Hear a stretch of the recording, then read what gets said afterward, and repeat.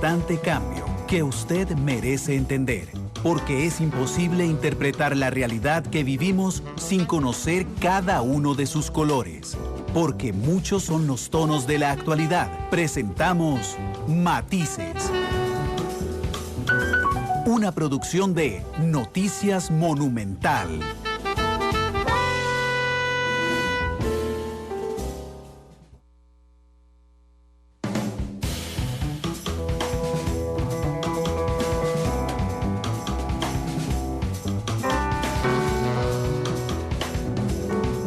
Hola, buenas tardes, ¿qué tal? Yo soy Randall Rivera, director de Noticias Monumental, y les agradezco y le doy la bienvenida por acompañarnos en este nuevo episodio de Matices. Muchas gracias por estar con nosotros. Es el penúltimo programa de la semana y es Matices Internacional el día de hoy, pero por supuesto hay una información de última hora que Noticia Monumental acaba de informarle a Costa Rica a través de las redes sociales, pero también a través de la radio, porque hicimos un avance en escenario deportivo. ¿Se acuerdan que yo les había contado, como director del noticiero, que Noticia Monumental iba a informar del tema del COVID-19, el coronavirus, solo basado en información oficial? Así es que estamos basándonos en información oficial para contarles a ustedes y confirmarles que Costa Rica tiene el primer caso sospechoso de coronavirus en el país. Alguien hace unos minutos me preguntó en redes sociales, bueno, Randall, y si es un caso sospechoso, ¿cómo es que es oficial? Bueno, les voy a contar, ya les voy a decir quién es, no, por supuesto, la entidad es privada, sino cómo se construye que es un caso sospechoso. Resulta que hay una persona que regresó de Italia y Túnez el pasado 29 de febrero, es decir, hace 5 días, sin síntomas. Durante las últimas horas empezó a presentar algunos síntomas y esto generó que le hicieran un estudio y un examen para determinar si padecía algún otro virus, influenza, por ejemplo. Se hizo el estudio y no padece ningún otro virus. Entonces, inmediatamente se ha activado el protocolo oficial del Ministerio de Salud respecto a un caso sospechoso de COVID-19 coronavirus.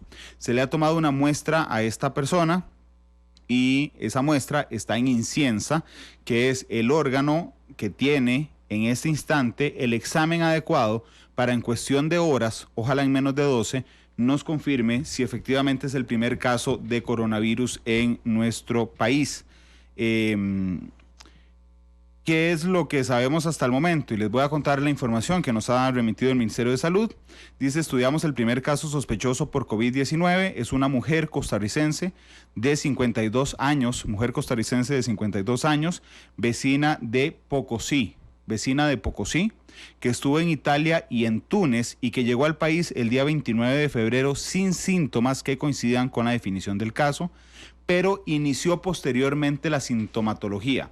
La tos seca y la fiebre leve le empezó días después. El caso se cataloga sospechoso luego de que el panel respiratorio, que se llama Film Array, diera negativo el día de hoy. Esto descarta que los síntomas se deban a otro tipo de virus respiratorio. Como han descartado estos otros tipos de virus respiratorios, se cataloga un caso sospechoso, primero porque estuvo en una zona de contagio, Italia, y segundo porque presenta los síntomas. Las autoridades de salud activaron todos los protocolos de aislamiento y atención para la paciente, quien permanece aislada en su casa de habitación.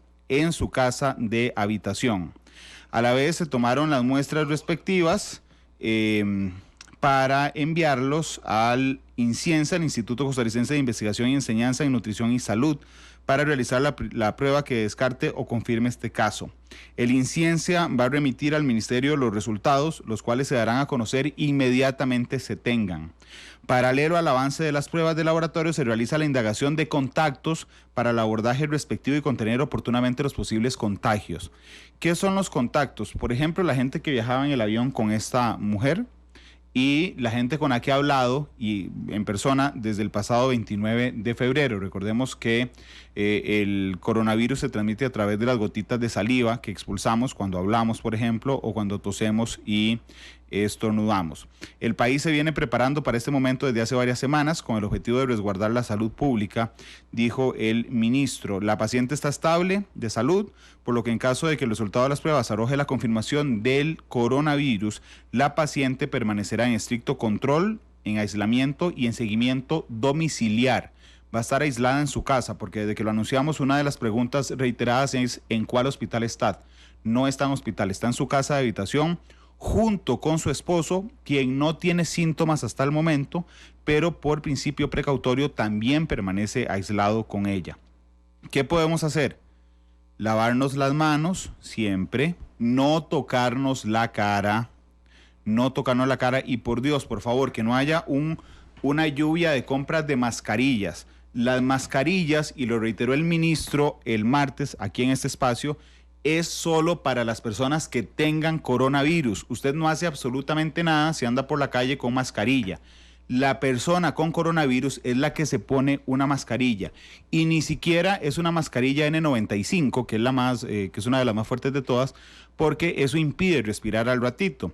Es una mascarilla común y corriente que se le pone a la persona que padece o tiene síntomas del coronavirus. Así es que no salga corriendo, mantengamos la calma. Costa Rica está preparado para esto. Vean el caso de esta señora, está en aislamiento domiciliar, está en su casa bien y estable, aislada justamente para que no riegue en caso de tener el coronavirus o contagie este virus con más personas. Pero entonces, oficialmente, como se los habíamos prometido, ¿y por qué lo insisto? Porque yo lo que quiero es que porque ya tengo un montón de mensajes ahí en redes sociales de amarillistas, alarmistas. No, nuestro compromiso editorial es cuando lo tuviéramos confirmado, se lo íbamos a avisar, y lo hemos avisado hoy. Lo que significa que está confirmado. Yo le he pedido hace unos instantes al ministro de Salud, Daniel Salas, que si me puede acompañar al aire 3 minutos. Entiendo que don Daniel está metido de cabeza, porque además es su tema, está metido de cabeza intentando descartar o confirmar este caso en cuestión de horas. Y me dijo, si logro acomodar la agenda, y me dijo además su jefa de prensa, Ilse Chango, si logro acomodar un momentito y lo podemos sacar un momentito de algún lado, estará con nosotros 3 minutos en Matices. Pero esto que les leí es la información oficial del Ministerio de Salud. Reitero y repaso para las 300 personas que ya nos acompañan en Matices. Hay un caso sospechoso de coronavirus, esto es oficial. Es una vecina de Pocosí que regresó el pasado 29 de febrero de Italia y de Túnez. Ella y su esposo están aislados por orden del Ministerio de Salud en su casa de habitación. El esposo no tiene síntomas. Ella llegó a Costa Rica sin síntomas, pero empezó a tener síntomas durante las últimas horas. Se le hizo un examen que se llama panel respiratorio para ver si tenía otro virus. Y si tenía otro virus, inmediatamente se descartaba que tuviera coronavirus. Bueno, este examen dio negativo, es decir, no tiene otro virus. Inmediatamente se han generado los protocolos de emergencia en nuestro país, entre ellos, por ejemplo, que se mantiene aislada esta paciente y que el examen, que ya se le tomó la muestra, está en inciensa, y en cuestión de horas vamos a tener el detalle entonces de si efectivamente se trata del primer caso confirmado de coronavirus en Costa Rica. Así es que hoy el programa es internacional, pero voy a permitir 3 minutos que ustedes hagan las preguntas que necesiten. Si yo las tengo a mano, por la información que nos ha dado el Ministerio de Salud, se las respondo con muchísimo gusto. Juan Carlos Morales dice, desviando la atención de este desorden de gobierno. Ok, bueno, solo que hayan contratado al coronavirus para eso. Pero, mándela, bueno, esta es una broma. Vamos a ver si tienen alguna duda respecto a Eugenio Sancho dice, ¿ya esparció el virus? Sí, por supuesto, ese es el gran tema del coronavirus. Usted no tiene los síntomas desde el primer momento, sino 4 o 5 días después de que inició. Eugenia Sancho dice, hay que saber dónde estuvo esta señora de estos 5 días. Sí, esa es la investigación que está haciendo el Ministerio de Salud. Y también la gente, por ejemplo, que venía en el vuelo con ella. Dice Jorge Gómez que hay que buscar a la gente que venía en el avión con ella. Sí, ese trabajo lo está haciendo el Ministerio de Salud. Así es que bueno, para que no haya dudas, esa es la información oficial. Ojalá que tengamos la capacidad para saber llevar una situación delicada, ojalá que la tengamos efectivamente. ¿Qué tan fiable es el examen? Marco Roversi me pregunta, 100%. El primer examen que se le hizo, que es el panel respiratorio, es 100% confiable de que no tenga otro virus. El de Inciensa es un examen molecular que es 100% fiable. Así es que si Inciensa nos dice que tiene coronavirus, tiene coronavirus. Las medidas, lavarse las manos, no tocarse la cara y si usted es de las personas que padece una enfermedad de fondo vulnerable, hipertensión, diabetes, asma, evite por favor la acumulación de personas. Alexandra Ramírez dice, ¿cuándo tardan en saber el resultado? El ministro Alexandra nos dijo el martes que estuvo aquí en Matices, que 12 horas. Sin embargo, sé que el Ministerio de Salud está intentando hacer todo lo posible para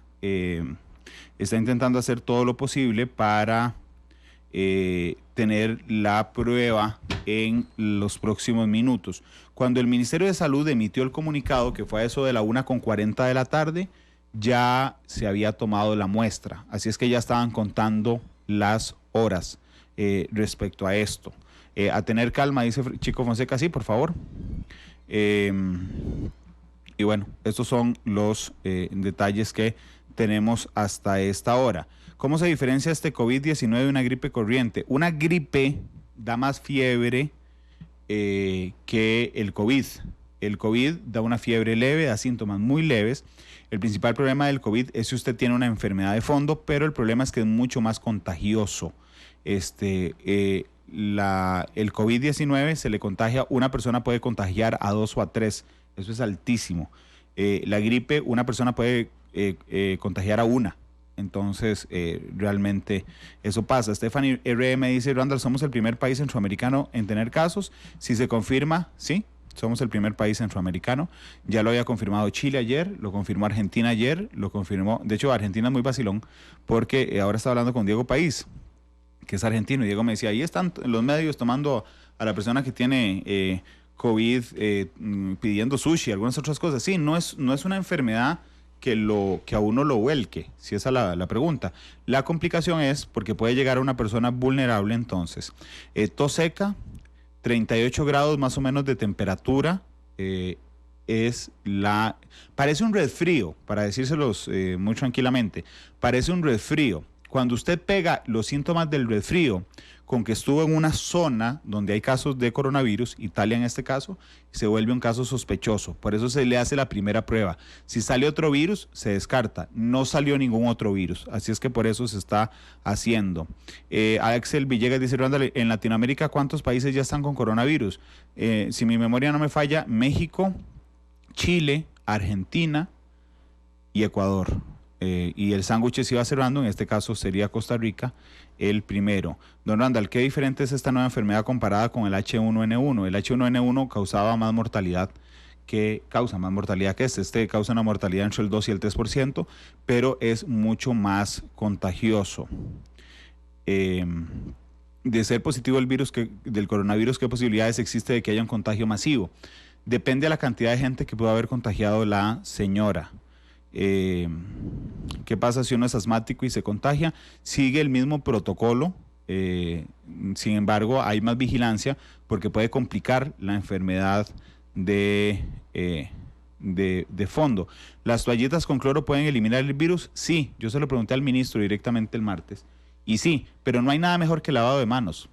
¿Y Brasil tiene casos confirmados? Sí, Brasil, Argentina, Chile, Ecuador, México, y si hoy se confirma entonces también Costa Rica. Las personas más vulnerables: hipertensión, diabetes, asma, insuficiencia pulmonar o insuficiencia respiratoria. Esas son las personas vulnerables. El grueso de las personas fallecidas en el mundo, por este caso, tienen más de 50 años y la mortalidad sube mucho más en los mayores de 65. Así es que bueno, a guardar las medidas de higiene, a lavarse mucho las manos siempre, a no tocarse las manos, salúdense con el codo Hoy la Iglesia Católica anunció algunas medidas, por ejemplo, que van a implementar a solicitud del Ministerio de Salud, como por ejemplo que la hostia se da en la mano y que la paz no se brinda con la mano. Dice Ram Carmona, cuando hay matices internacional siempre pasa algo. Sí, no tengo duda. Lavarse las manos y no tocarse la cara, sí. La gente que venía con ella en el avión, sí se está haciendo esa búsqueda. Quedamos ahí en caso de que nos aparezca el ministro y muy amablemente nos atienda en unos instantes. En algunos instantes lo tendríamos. Dice Manuel Rodríguez, no le hagan caso. Monumental dice que ningún medio tiene la información correcta. Está bien. Esto que les estoy diciendo está confirmado por el ministro de Salud, don Daniel Salas. Listo. 2:20. Todos tranquilos, si pasa algo más, les cuento aquí. Matices Internacional.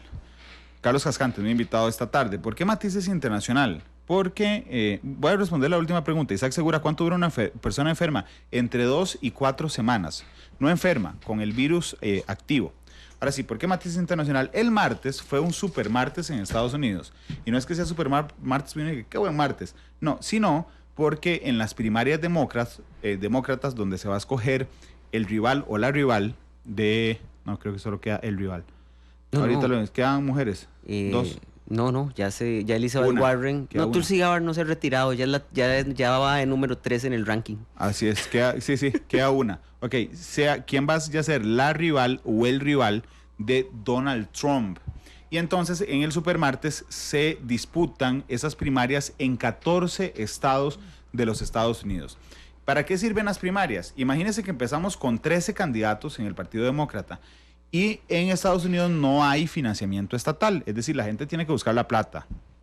Michael Bloomberg, por ejemplo, ha gastado $500 millones en su campaña y conforme va avanzando la gente dice, sí, yo no tengo oportunidad y se van saliendo y van cerrando, digamos, ese embudo para la gente que sí tiene posibilidades. Carlos, bienvenido, ¿cómo estás? Bien, y vos, Randall, nada más un paréntesis. Muchas veces se piensa que lo internacional no importa. Cuando hay epidemias, sí. Conocer de lo internacional, conocer el entorno internacional se vuelve una necesidad y es cuando nos sacan de la burbujita de que solo existe Costa Rica y solo hay que preocuparse por lo que pase aquí adentro. Sí, bueno, esta es una de las muestras. Muy evidente. Sí, y además tiene repercusiones inmediatas, por ejemplo, en la política de los extranjeros que tenga completamente Estados Unidos sobre nosotros. Mira, cambia en general el acercamiento a campañas electorales, cambia en general los sistemas productivos. Incluso en China en las últimas semanas se ha reducido la producción. Estamos comprando gasolina más barata hoy porque China demanda menos, porque ha reducido sus capacidades de producción dado la enfermedad y las medidas que ha tomado el gobierno chino. En los Estados Unidos Trump tiene un problema abierto porque parte del foco de la campaña se ha vuelto la incapacidad que ha demostrado para manejar el problema. Entonces los demócratas están atacando durísimamente la administración del presidente Trump por su incapacidad de establecer mecanismos efectivos para tranquilizar a la población y estructurar una estrategia contra la propagación. Entonces, estos elementos nos hacen ver la importancia que tienen conocer un poco el entorno internacional para comprender lo que pasa aquí dentro también. Carlos, ¿nos podés recordar un poquito la forma en la que se realizan las elecciones en los Estados Unidos y particularmente las primarias? Nos enfocamos, si querés, en las primarias. Por favor. Vamos a ver, lo que hoy llamamos primarias en los Estados Unidos es un largo proceso de evolución que más o menos va pareciéndose a lo que tenemos hoy en la década de los 70, cuando debido a un conflicto en el Partido Demócrata en la elección de su candidato tiene una aplastante derrota electoral en el 68 y eso provoca que los demócratas intenten transformar la forma en que se elegía su candidato y en la medida que los demócratas cambiaron la forma en que se elegía su candidato, los republicanos también empezaron a cambiar y se generó lo que hoy llamamos las primarias en los Estados Unidos. que es básicamente un proceso de nominación del candidato de un partido a la presidencia de los Estados Unidos. Si querés, vemos el mapa que pusimos como dos. Como dos. Dos. Ok, entonces le voy a pedir a Mila, porfa, que si nos suelta el mapa número 2. Es que Carlos siempre hace la tarea. Yo hago siempre yo intento traer mecanismos que nos permitan comprender esto con imágenes, porque me resulta más fácil que comprenderlo con solo una persona hablando. Sí, nos trajo 4 mapas y entonces vamos a utilizar el número 2, que ya casi lo vamos a poner en pantalla. Fundamentalmente, mientras nos ponen el mapa 2, ¿en qué consisten las primarias? La democracia, el sistema electoral en Estados Unidos se caracteriza por ser un sistema de doble nivel, en el cual se eligen delegados que al final van a elegir al presidente o al candidato en las elecciones primarias. Nos vamos a enfocar en las elecciones primarias del Partido Demócrata porque aunque los republicanos estén también en elecciones primarias y hay algunos que sean candidatos contra Trump, Trump está cercano a los 888 delegados, mientras que tiene nada más un delegado en contra. Entonces sospechamos que el presidente Trump ganará fácilmente su nominación para intentar reelegirse. El mapa que ustedes tienen, los que lo pueden ver, y creo que lo subiste también a redes, o se subirá a redes. No lo he subido en redes, pero ¿lo puedo subir a redes? Sí, claro. Ok, nos muestra la distribución de delegados del Partido Demócrata en sus primarias. Discúlpenme, un momento. Monumental está haciendo la transmisión en vivo en la página de Noticia Monumental de Facebook, pero yo voy a subirlo a mi Facebook, sí, claro. Randall Rivera Vargas, y entonces lo voy a subir a mi Facebook y a mi Twitter para que ustedes logren observar este tema. Así es que ya voy a subirlo para la gente que nos sigue. Bueno, en Facebook no lo voy a subir porque lo pueden ver en la transmisión de Facebook Live. Lo voy a subir a Twitter para que ustedes lo puedan ver con se lo voy a retuitear a Carlos, de hecho. Retuiteámelo. Ahí estoy retuiteando a Carlos. Mi usuario de Twitter es Randall Rivera V. Ahí lo acabo de poner. Bien. Fundamentalmente, la composición de los delegados del Partido Demócrata para esta elección son un total de 3.979 delegados distribuidos entre los 50 estados y territorios de los Estados Unidos.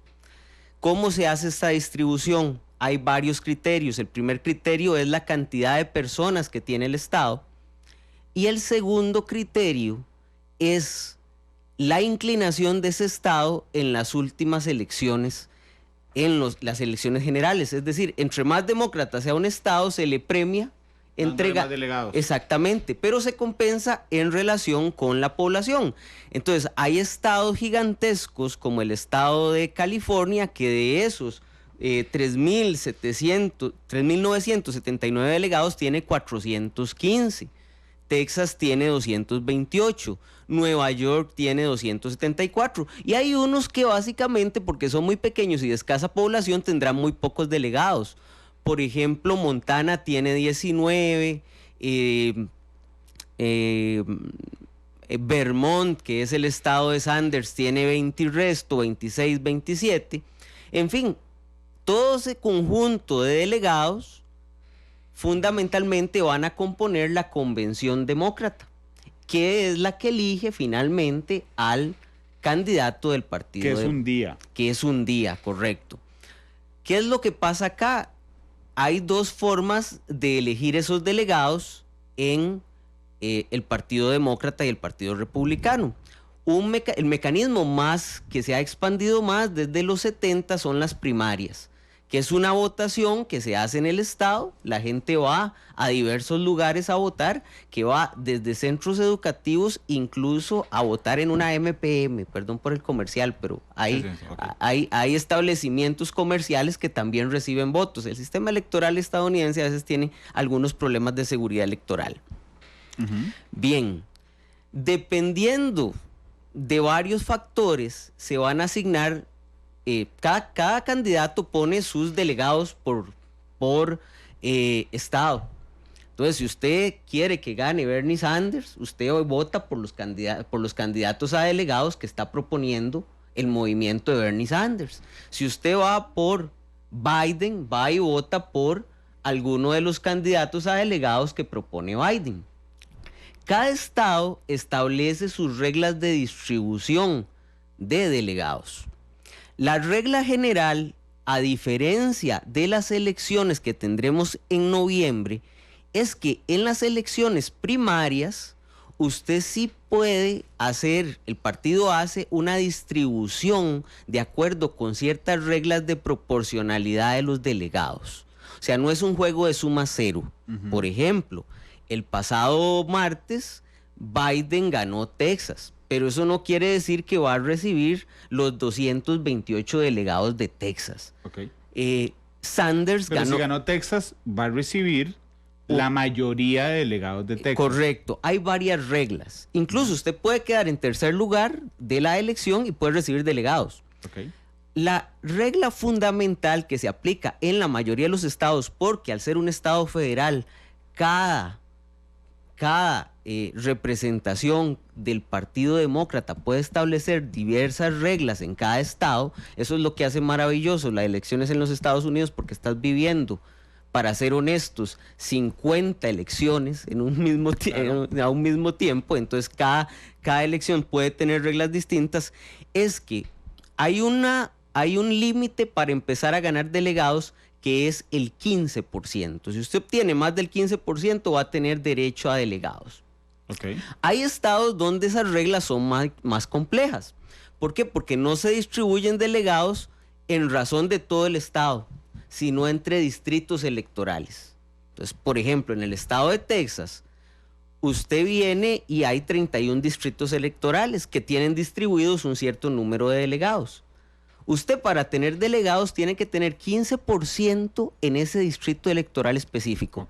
Entonces, por ejemplo, en esta elección, Biden, de 31 distritos electorales, tuvo más del 15% en 14. Entonces, en esos 14 se le asignarán delegados. Sanders tuvo en 13. De esos 13, ahí se le asignarán delegados.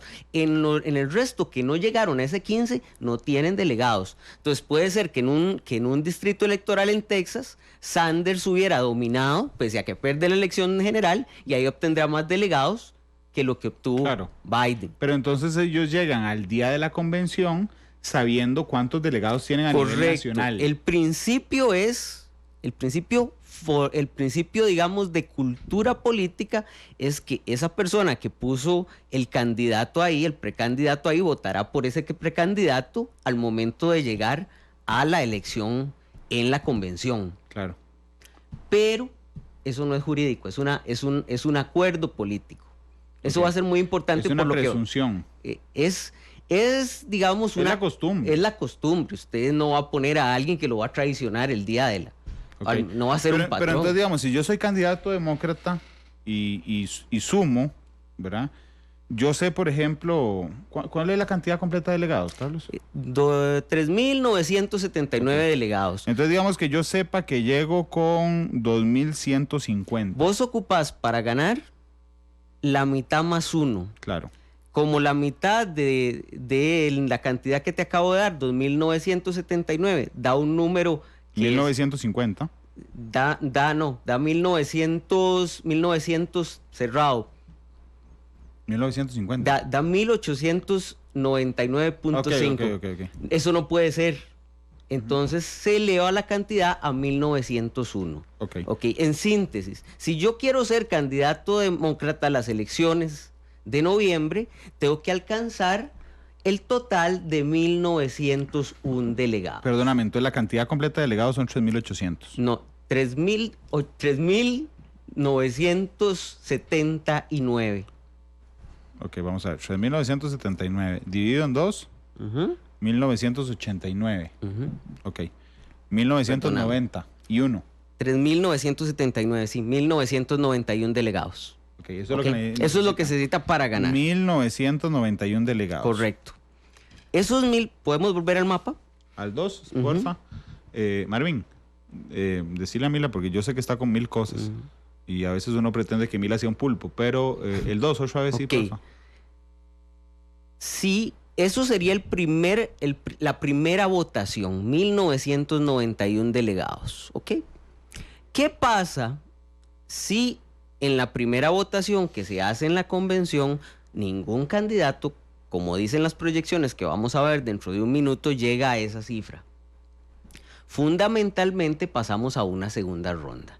En la segunda ronda se puede votar por quien sea. Libremente, pero además se agregan los superdelegados, los llamados superdelegados, que son 367 superdelegados con derecho a voto completo y 8 superdelegados más que tienen derecho a medio voto.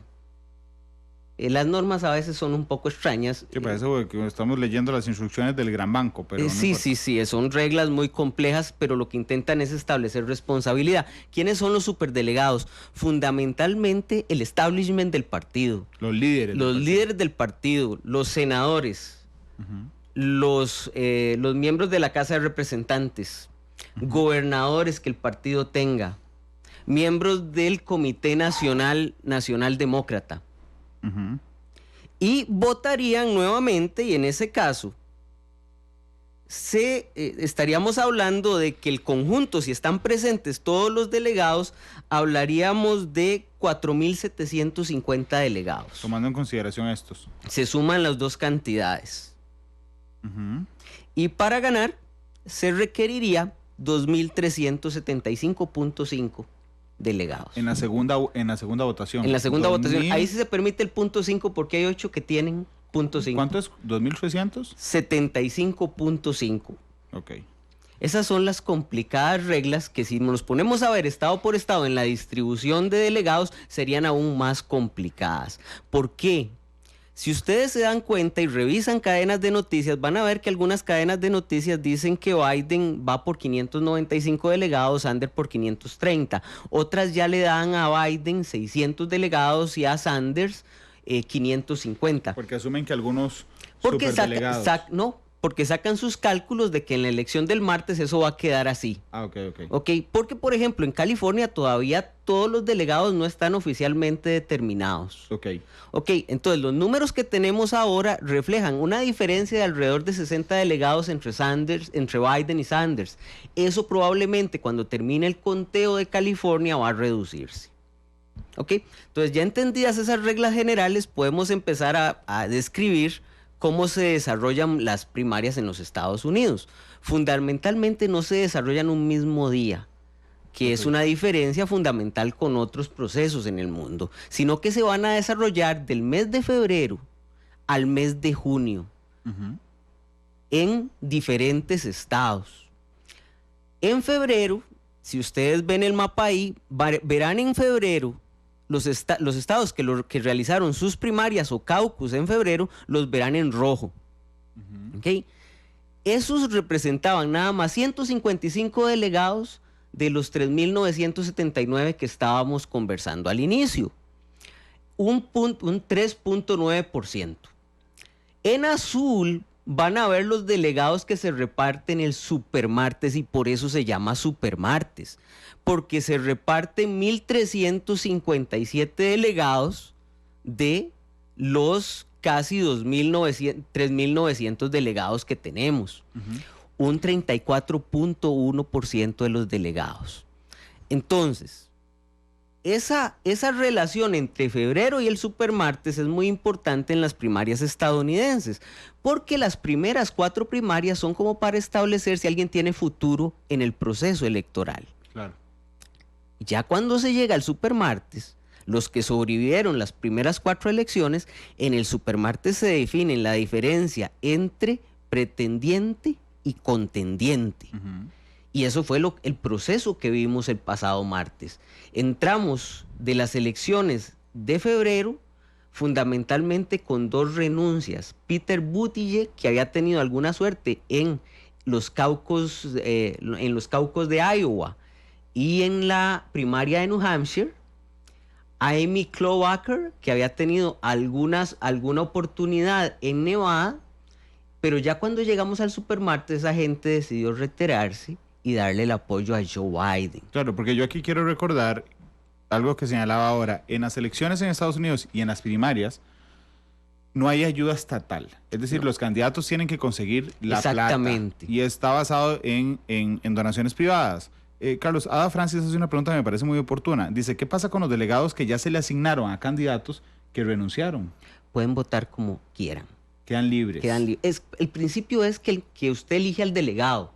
Vamos a ver, el principio constitucional en el que se origina este sistema de votación, lo que planteaba es que el ciudadano común y corriente no tenía la capacidad de elegir directamente a las máximas autoridades del Estado entendido como el Estado en su conjunto. ¿Por qué? Porque vivíamos en sociedades siglo XIX, finales del XVIII, donde se consideraba que no todas las personas eran iguales, sino que se diferenciaban en razón de que podían escribir, tenían dinero, etc. Entonces se hacían mecanismos para evitar que el pueblo eligiera a sus gobernantes, porque se consideraba que si existía un voto de carácter general, eso podía llevar a gente que no está capacitada al gobierno. Entonces se establecían esa serie de mecanismos, ese era el principio. Entonces el principio es que usted viene a las primarias y vota por un delegado. Ese delegado, en principio... ¿Va a votar por quien lo puso?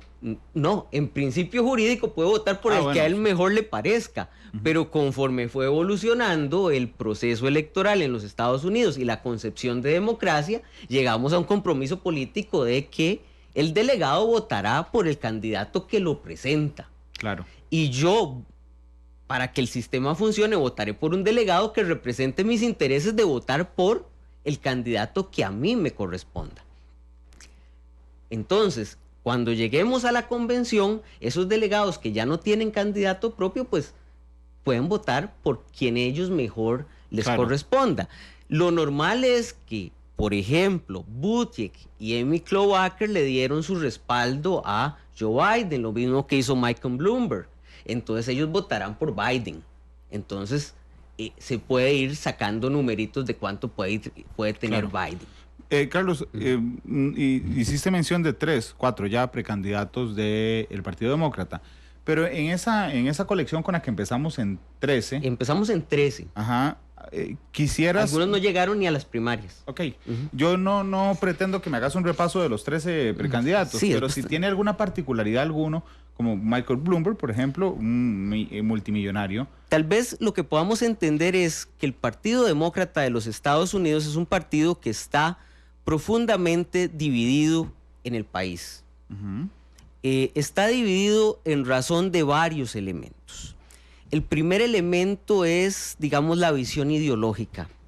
Entonces tenemos una ala muy progresista, que es la que en el extremo encontraríamos a un candidato como Bernie Sanders, que propone cosas como servicio, un servicio de salud generalizado pagado por el Estado. Como la caja. Como la caja, y eso le lleva a que lo acusen de socialista. Es un socialista, pero a lo gringo. Él es un socialdemócrata, lo que nosotros llamaríamos un socialdemócrata. Lo que pasa es que en Estados Unidos se ve como un extremo. Y además la campaña tiende a presentarlo como un extremo. Hasta llegar a, digamos, candidatos que representan un cierto progresismo, pero tirando más al centro en los Estados Unidos, que es el caso de Joe Biden, o bien Michael Bloomberg, que está todavía más al centro y que es un ex republicano que incluso tiende más al centro derecha en algunas cosas. En ese medio vamos a encontrar una serie de candidatos que se han oído en los últimos días. Elizabeth Warren es considerada una progresista dentro de el Partido Demócrata, está más cerca de Biden, fue muy amiga de Biden hasta que se pelearon por asuntos de la campaña, y con Sanders, hasta que se pelearon por asuntos de la campaña, y que se diferencia, por ejemplo, de Sanders en que Warren tiene más cercanía con Wall Street que, por ejemplo, lo tiene Sanders. Peter Buttigieg es muy liberal en asuntos de ética, pero es, digamos, más conservador en asuntos económicos y de salud pública. Es decir, tenemos una amplia gama de candidatos que representan esas dos vertientes dentro de los demócratas. La otra gran división que tienen los demócratas es que es un partido que desde los 70, por una razón fundamental, fue el partido que hizo la transformación de los derechos civiles en la década de los 60 y 70 en los Estados Unidos, tiene una enorme cercanía con los grupos afroamericanos. Y que posteriormente esa cercanía con las minorías lo llevó a tener una relación con los migrantes y ciudadanos provenientes de Latinoamérica en los Estados Unidos. Entonces tenemos candidatos que son más cercanos al voto afroamericano y candidatos que son más cercanos al voto latino.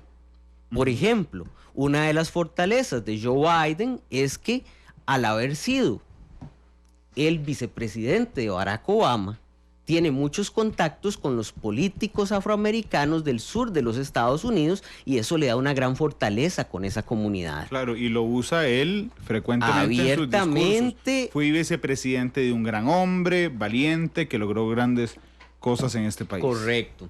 Y no solo eso. Por ejemplo, previo a la elección en South Carolina, que era fundamental para Biden, la última de febrero, él consigue el apoyo de importantes políticos de North Carolina afroamericanos y eso le dio una victoria muy fuerte allá. Entonces, hay que entender para ver este proceso que el Partido Demócrata, el gran problema que ha tenido en los últimos años es encontrar un candidato que pueda negociar con las visiones ideológicas del partido, las dos visiones ideológicas del partido, y con las minorías del partido, porque no necesariamente los latinos piensan igual que los afroamericanos. De hecho, Sanders tiene un predominio en el voto latinoamericano en estas elecciones primarias. Si querés, volvemos al mapa para terminar de ver el asunto de las primarias. Claro, vamos al mapa 2 de nuevo. Pero yo creo que ya lo del supermartes se entiende por qué es tan importante. Claro. Nos estamos jugando un tercio de los delegados. Ok, ya casi vamos a volver con el mapa 2. Posterior al supermartes vienen dos minimartes, así se les denomina, los minimartes, que se dan en marzo, el próximo martes, el martes 17 y el que sigue posteriormente. Ahí nos vamos a jugar la friolera de 27.4 de los delegados. Es decir, si se estableció un patrón en el supermartes, se tiene que confirmar en los dos minimartes. Ok, en febrero decidían 3.9% de los delegados. En el supermartes el 34.1%. En marzo el 27.4% de los delegados.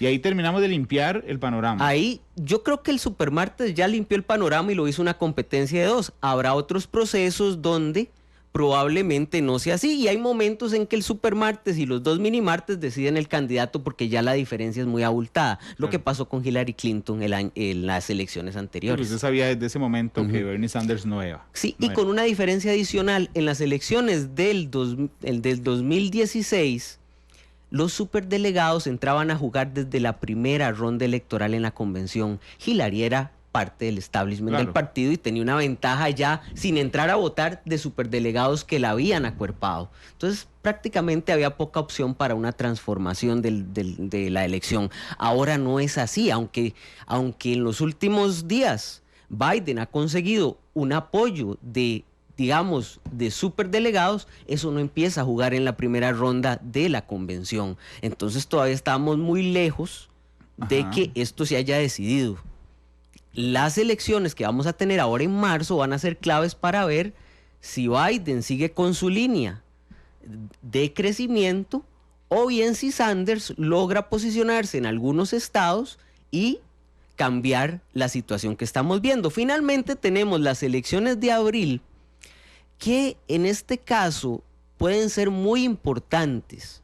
¿Por qué? Porque hay tres estados que son claves, uno por su tamaño, que es el estado de Nueva York, que aporta 274 delegados, si no me equivoco, es el segundo estado que más delegados aporta a la convención. Pero hay 2 estados que son muy importantes para las aspiraciones de los demócratas en noviembre: Wisconsin y Pensilvania.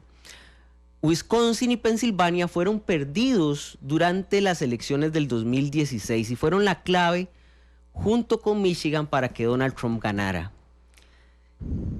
El resultado de esos 2 estados puede orientar en mucho lo que el candidato electo haga en términos de programa político y de vicepresidente para ganar esos 2 estados. Porque si no ganan esos 2 estados, simple y sencillamente, como vamos a ver en un mapa que veremos posteriormente, no ganarán la elección de noviembre. Ok. ¿Ahí superamos el mapa ya? Yo creo que sí. Ok. De los que quedan, ¿cuántos quedan? 6. 5. En la realidad, vamos a ver, están quedando 3, si no me equivoco. Puede haber uno que se me escape. Está quedando Biden, que va a la cabeza, faltando por definir delegados en California. Ajá. Sanders. Ajá. Hoy renunció Warren. Creo que la que queda es Tulsi Gabbard. Y nada más. Esos son los 3 que Sí. quedan. Aunque delegados obtuvieron Buttigieg, Bloomberg y Warren. ¿Y te acuerdas de cuántos? No. Es una pregunta muy específica. Vamos a ver. Hasta donde me acuerdo, Warren estaba cercana a los 50, Buttigieg a los 25, 24, 23 y Bloomberg a los 40 y algo, 50. Ok. Hay un poquito más de 100 delegados libres, Sí, flotando. sí, ahí flotando. Ok, Biden, Sanders. Y Tulsi Gabbard, que no ha decidido retirarse, no sabemos por qué, pero digamos que no cuenta porque Pero va muy abajo. no tiene ni un delegado. ¿No tiene ni un delegado? Sí. ¿Y ahí está todavía? Nadie sabe para qué. Ok. Hay cosas que pasan. Es cuestión de tiempo. Ok. O no, puede quedarse hasta el final nada más por gusto. Ok. Es que es tan intrascendente la participación que da lo mismo que esté o no esté porque no tiene arrastre. Es que, por ejemplo, Sí, no importa que esté. cuando Peter Buttigieg tiene un buen resultado en la selección, en los caucus de Iowa y en New Hampshire, de ahí le estaba restando votos a Biden.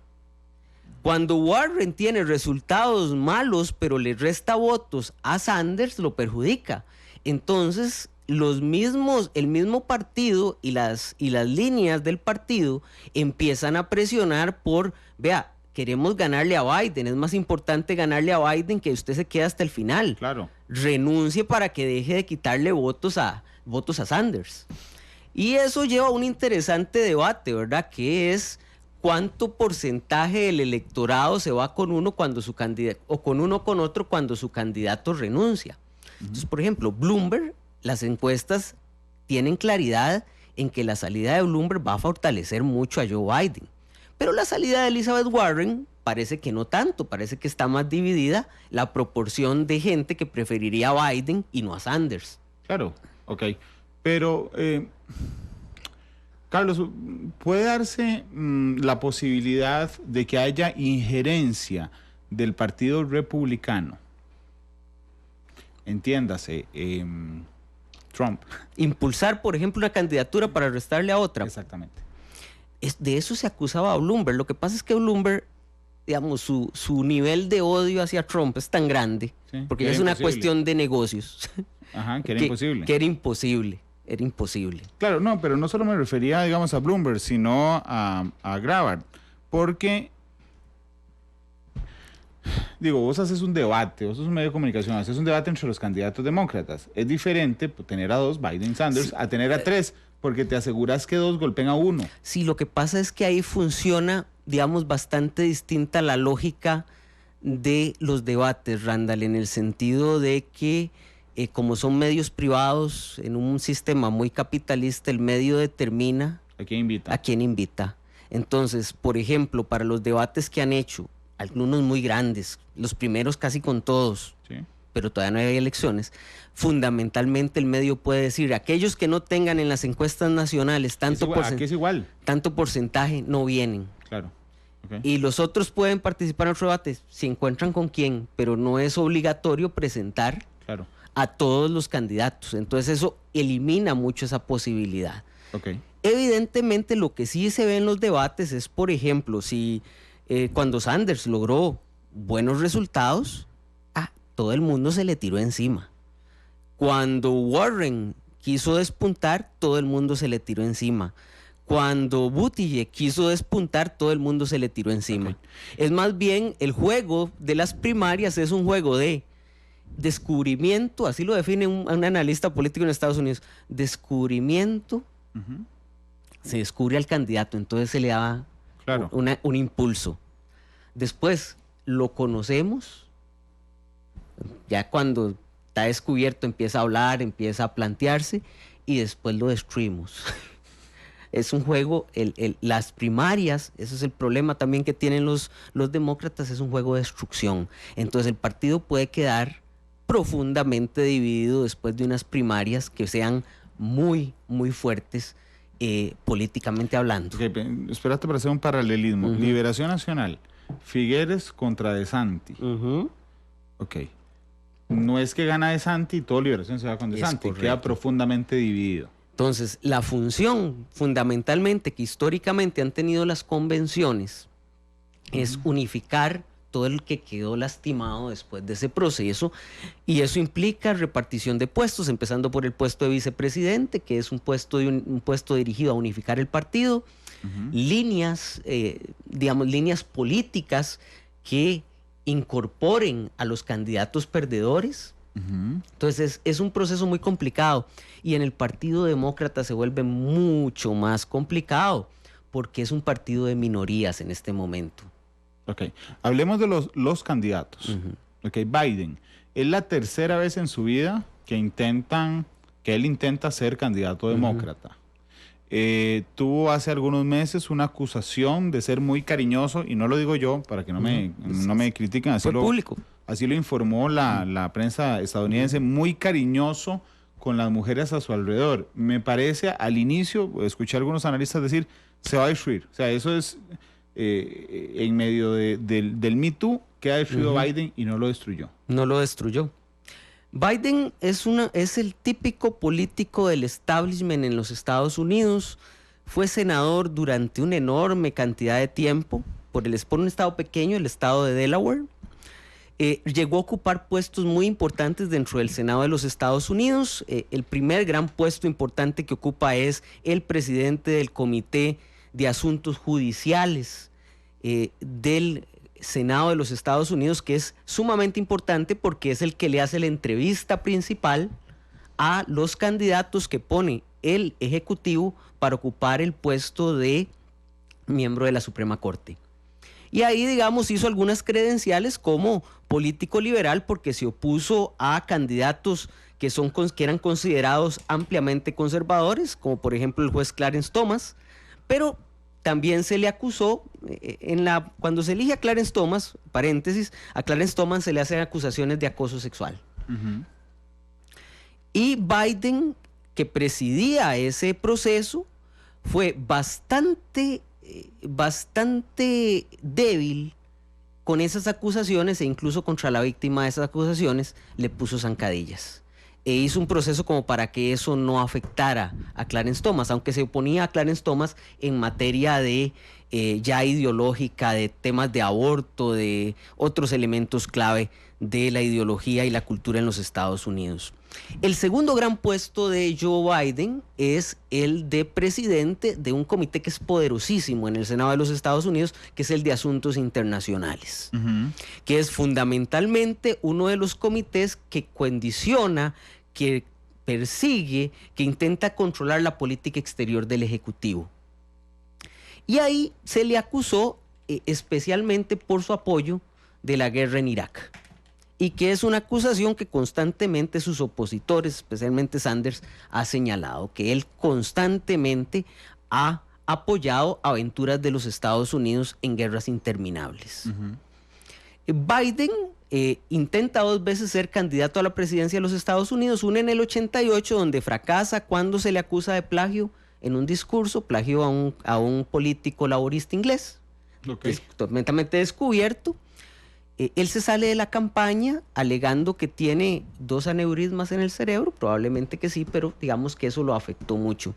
En el 2006, él vuelve a intentar, en 2008, perdón, él vuelve a intentar llegar a la presidencia, pero en los caucus de Iowa sale en 4º lugar con un 4.4%. De hecho, hasta esta elección Biden logra ganar una primaria. Entonces, siempre se le ha considerado una persona que es un político muy respetado dentro de los demócratas, pero un pésimo candidato. ¿Y por qué Obama lo puso de vicepresidente?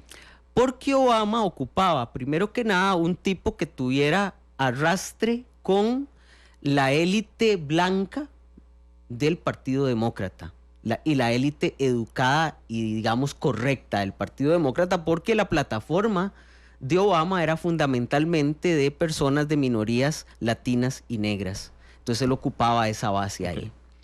¿Cuestionamientos a Biden? Además, perdón, Randall, Obama tenía 44, 45 años, si no me equivoco. Ocupaba agregarle canas a la candidatura.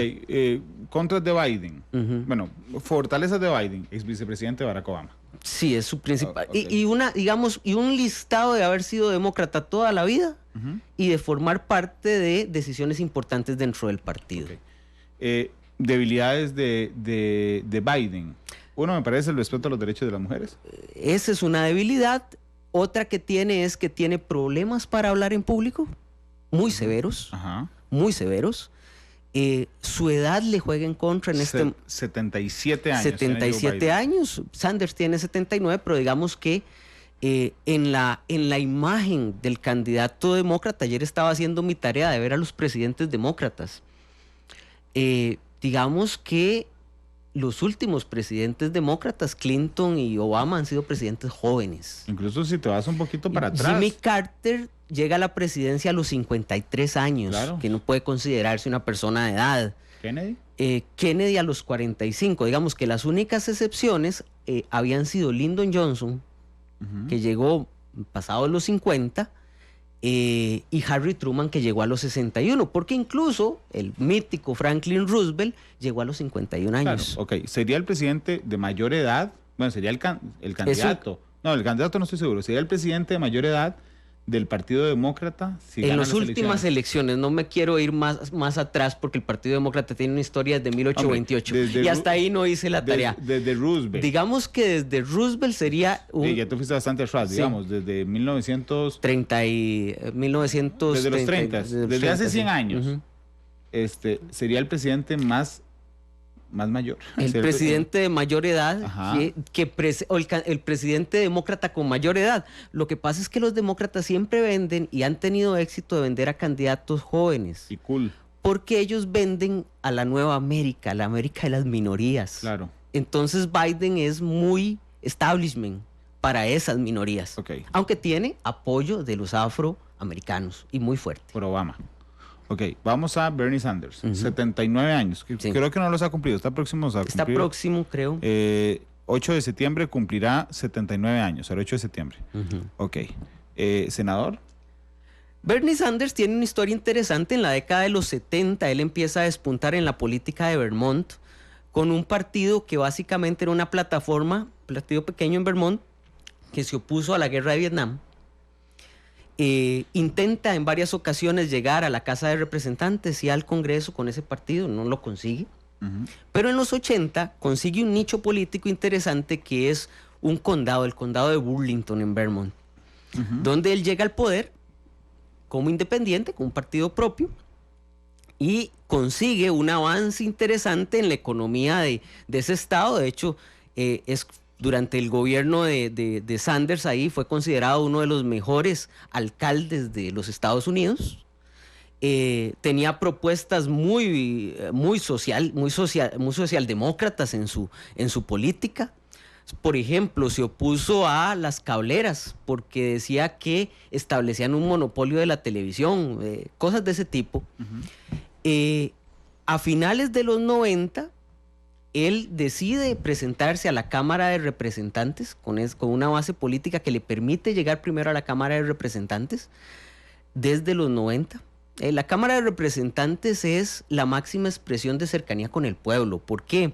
Porque el miembro de la Cámara de Representantes pasa en elecciones cada 2 años. Claro. Entonces, la impresión que tengan los votantes de lo que él hace es clave, la aceptación de su trabajo. Claro, y si vos te mantienes ahí mucho tiempo es porque los votantes te quieren mantener ahí, a diferencia del Senado, que son por 6 años. Okay.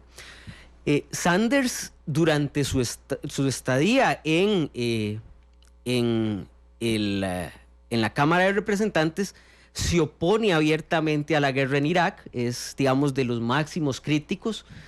Funda un caucus es un grupo de miembros, de diputados que trabajan conjuntamente, que era un caucus liberal, muy progresista, el caucus progresista, que lo funda con demócratas también muy liberales, muy del ala más liberal.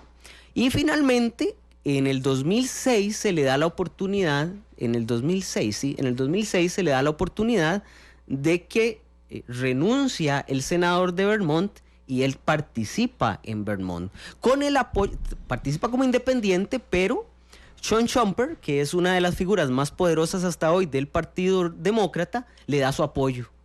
Y Harry Reid, que en ese momento era el líder de la minoría demócrata en el Senado, también da su apoyo y dice que el Partido Demócrata no apoyará a ningún demócrata que se meta contra Sanders. Okay. Porque Sanders siempre vota en el 98% de los casos, vota con ellos. Y era muy posible que ganara por el nivel de prestigio que tenía en Vermont. Sanders llega al Senado de los Estados Unidos y a partir de ahí él se alía como independiente, pero se alía constantemente con los demócratas, al punto que en las elecciones anteriores, cuando Elizabeth Warren, porque él apoyaba una posible candidatura de Warren decide no lanzarse contra Clinton, creo que hizo un cálculo que no le podía ganar a Hillary en una lucha, él decide lanzarse, con un éxito considerable.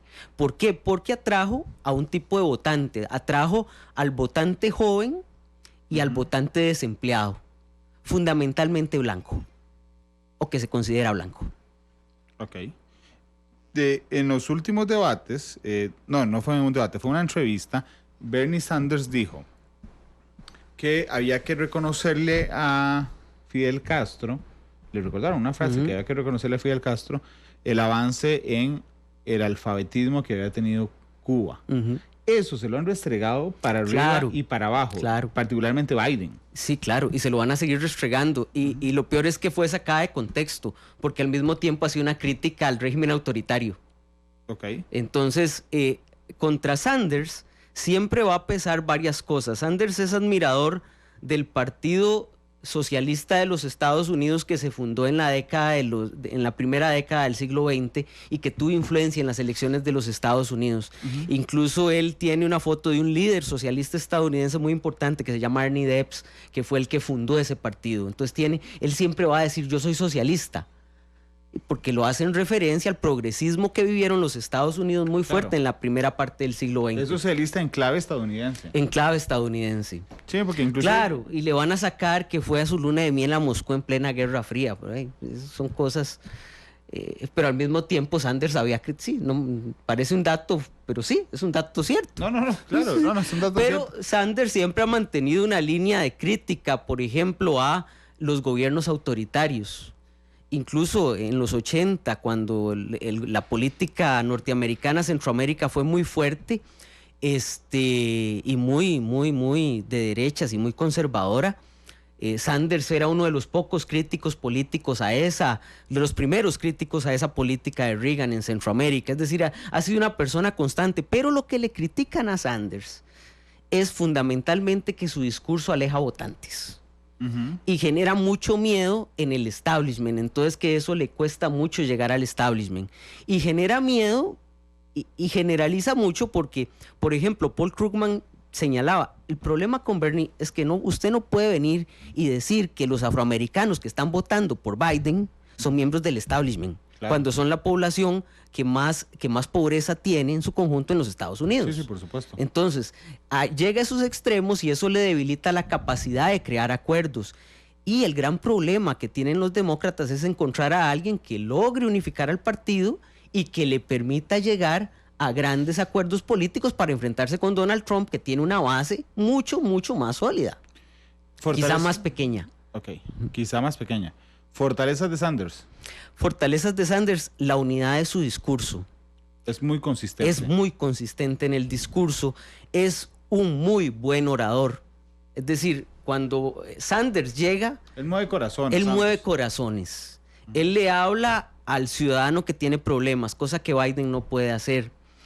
Además, por ejemplo, si usted compara las fortunas de ambos, Biden está bastante más por arriba de Sanders. Entonces Sanders puede jugar, yo soy parte del sueño americano, mi papá era migrante, llegó a los Estados Unidos, mis papás murieron cuando yo tenía 20 años, yo pude estudiar en la Universidad de Chicago, empecé en puesticos muy bajos, nunca pertenecía a un gran partido en la política, los logros primeros que yo conseguí, los conseguí como independiente. Es un tema aspiracional. Es un tema. Él le habla al sueño americano y su discurso es consistente. Su enorme debilidad es que es un discurso que no aterriza. Es decir, él no viene y dice cómo va a hacer las cosas. ¿Qué es la diferencia con Warren?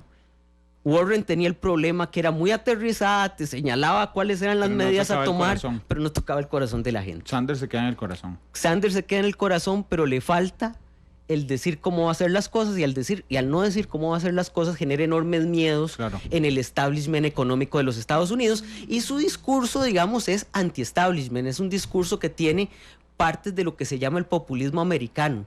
Es decir, de hecho, él funda una plataforma muy importante política que se llama Nuestra Revolución, que es la que lleva a figuras como Amanda Ocasio-Cortez a la Cámara Baja de los Estados Unidos, a varias diputadas que son miembros de comunidades pequeñas en los Estados Unidos, por ejemplo, musulmanas, a la Cámara Baja de los Estados Unidos. Pero no ha logrado llegar a los afroamericanos. Ok, y yo le veo otra debilidad, Carlos, si me lo permitís.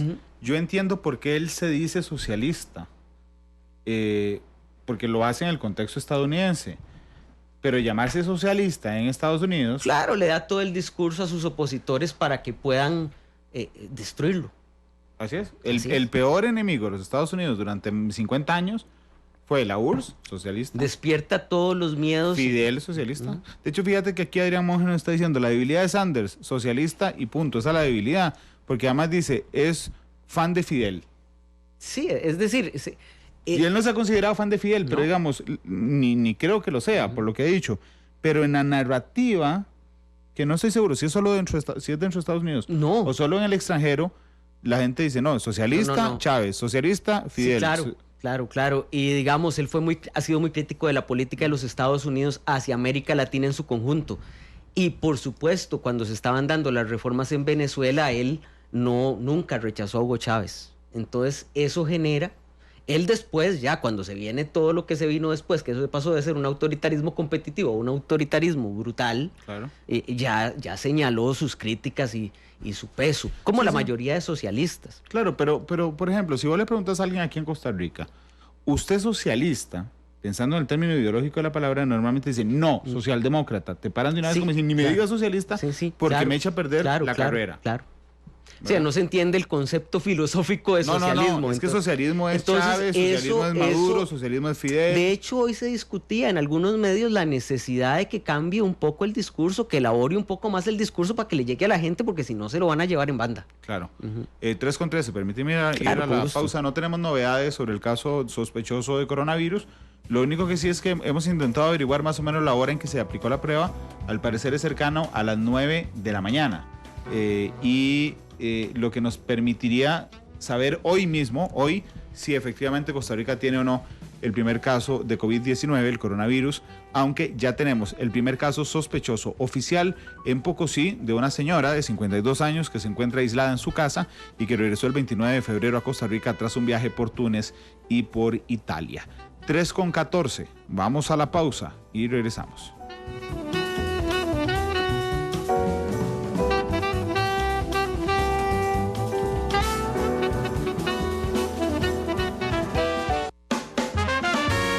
Porque la realidad tiene muchos tonos, matices. Esto es Matices.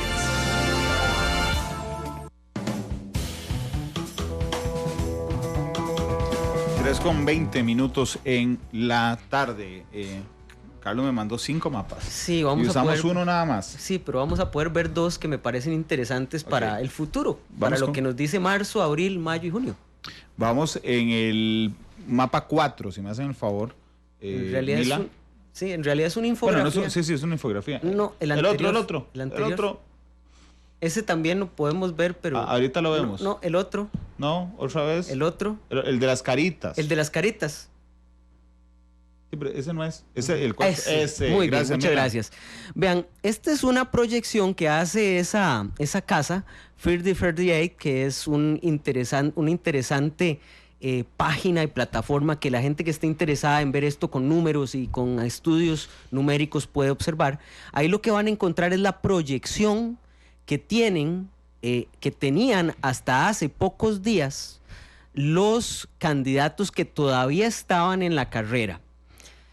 Ustedes pueden ver que en las mejores proyecciones Biden apenas alcanza a superar el mínimo de 1.991 delegados que se requieren para alcanzar la candidatura. Y Sanders también estaba bastante lejos de ese número. Entonces, a como están las cosas hoy, si se mantienen ciertas proyecciones, quiten a Bloomberg, que apoyará mucha gente a Biden, y Warren, que posiblemente se distribuya, ustedes lo que van a ver es que la convención puede ser una convención disputada y de segunda ronda. Y eso no ayuda en nada o no ayudará en nada al Partido Demócrata a enfrentarse a Donald Trump. Igualmente, puede ser que la salida de Bloomberg termine de decantar a Biden, pero igualmente el número de delegados que obtendrá Sanders será lo suficientemente fuerte para impulsar ciertas decisiones en la campaña de Biden para intentar unificar al partido. La pregunta que existe ahora y que yo creo que es muy válida es señalar: cualquiera de los dos que gane, teniendo Biden su fortaleza en las minorías afroamericanas y Sanders en las latinas, es si, dependiendo de cuál gane, si tendrán la capacidad de atraer a esas minorías. Por un dato que es fundamental, Randall, en la segunda elección de Obama pierde por mucho el voto del ciudadano que se considera blanco y que no tiene educación superior, que es la mayoría del votante en los Estados Unidos. Lo pierde por un porcentaje alto, de alrededor de un 8%, pero Obama arrasó en minorías latinas y en minorías afroamericanas. De forma tal que la clave para que los demócratas puedan ganar es que arrasen en esas dos minorías, porque si no, perderán con el núcleo duro de ciudadanos que se autoperciben blancos, que se autoperciben conservadores de Donald Trump. Te voy a decir cuáles son mis proyecciones y te agradecería una opinión de un minuto. Si Biden gana, Biden pierde. Trump. Si Sanders gana, Sanders pierde contra Trump, pero por menos margen. Es decir, va a ganar Trump. Mira, solo que la diferencia con Sanders podría ser más cerrada que la diferencia con Biden. Mira, a mí me cuesta mucho establecer apuestas y proyecciones, porque mi formación es más bien de historiador. Claro, y es entenderlo hacia atrás. Entonces, yo intento entender cuáles son los patrones que inciden en un proceso. Te diría que Biden tiene el enorme problema de que se parece mucho a Hillary Clinton y que tendría los mismos problemas para unificar minorías que Hillary Clinton. Sanders tendría otro problema que puede ser igual de malo. Tendrá el apoyo económico del establishment del partido para soportar una campaña donde Trump va a meter toda la plata del mundo, simplemente porque no ha tenido que invertir nada en las preliminares. Es lo que me parece que puede definir este asunto. los demócratas están en problemas, pienso yo, en bastantes problemas, y lo podemos ver en el mapa, en el último mapa que traje para hoy. Vamos con el quinto mapa. Ya me parezco ahora la exploradora. ¡Mapa! No sé si alguna vez has visto la serie. Yo sí. Es que Dora pasa pidiendo el mapa. Así que mapa, por favor. Los mapas son importantes para entender el mundo. Ese mapa que tenemos ahí es una proyección que saca una cadena de noticias importante en los Estados Unidos que se llama Político. Las últimas elecciones en los Estados Unidos han tenido una tendencia, que es que los estados están ya muy definidos y cada vez más los estados que varían en una elección nacional son menos. ¿Ok? Entonces, ustedes tienen ahí en rojo, rosado fuerte y rosado débil lo que ganarán los republicanos, salvo que ocurra algo fuera de lo común, y en azul, celeste oscuro y celeste claro, lo que ganarán los demócratas, y eso nos deja varios estados en lisa. Ahí presentan demasiados estados. Yo resumiría en que los estados que van a ser problemáticos van a ser Wisconsin, Pensilvania y Florida. Bajo esa lógica, la elección general en los Estados Unidos se va a definir en esos 3 estados. Porque curioso, los que ya están definidos, aunque sean menos azules, celestes, son más. Claro, pero aportan mucho más delegados. Así es, son más delegados. Son más delegados. Entonces, en esa situación, el candidato que escojan los demócratas tendrá que ser capaz de llegar a esos estados en el norte de los Estados Unidos, que son estados fundamentalmente blancos, fundamentalmente de gente desempleada por el sistema económico, y que les pueda llegar a esas personas y quitárselas a Trump. Y en la Florida tiene que ser alguien que tenga alguna cercanía con los latinos y que pueda aportar el voto latino. Sanders, me acaba de describir a Sanders. En ambas partes. Así es. Es decir, no te animaste a decírmelo ahora, pero con datos estás proyectando que podría hacerle más competencia a Sanders a Trump que a Trump. En esos estados, suponiendo que Sanders no expulsará a los otros estados. De hecho, si ustedes ven, Biden está ganando en su mayoría por estados que son republicanos. 3:27. Carlos, muchas gracias por haber venido. Con muchísimo gusto, lo disfruto mucho siempre hablar de las elecciones en los Estados Unidos, es un tema súper interesante. Y yo también lo disfruto mucho, y disfruto mucho que Carlos venga porque aprendo muchísimo. Hoy a las 7, la tercera emisión de Noticia Monumental. Si en algún momento de aquí a las 7 tenemos la confirmación del caso sospechoso hay un caso sospechoso de COVID-19, coronavirus en Costa Rica, una señora de 52 años que regresó el pasado 29 de febrero de Italia y de Túnez. Se le hizo una primera, ahí tiene 2 elementos, tiene síntomas, tos seca, fiebre leve, y segundo, que estuvo en Italia. Se le hizo un examen que se llama panel respiratorio, a ver si tenía otro virus, y no salió ningún otro virus. Así es que ya está catalogado oficialmente como un caso sospechoso de COVID-19. Ella junto con su esposo están aislados en su casa en Pocosí. Se está rastreando las personas con las que tuvo contacto y con las que venía en el avión. Es cuestión de horas de que el INCIENSA nos confirme o nos descarte ya de una manera certera si Costa Rica tiene hoy el primer caso de COVID-19, de coronavirus. Si pasa de aquí a las 7, esperen por supuesto el avance inmediato de Noticia Monumental, estén atentos a nuestras redes sociales, y si no, a las 7 tenemos un resumen cortito de 30 minutos porque juega Guadalupe contra Saprissa, así es que si no, estaremos informándolo también en ese resumen informativo, y a la hora que ocurra, aunque sea después de que pase el resumen del noticiero, estaremos con ustedes.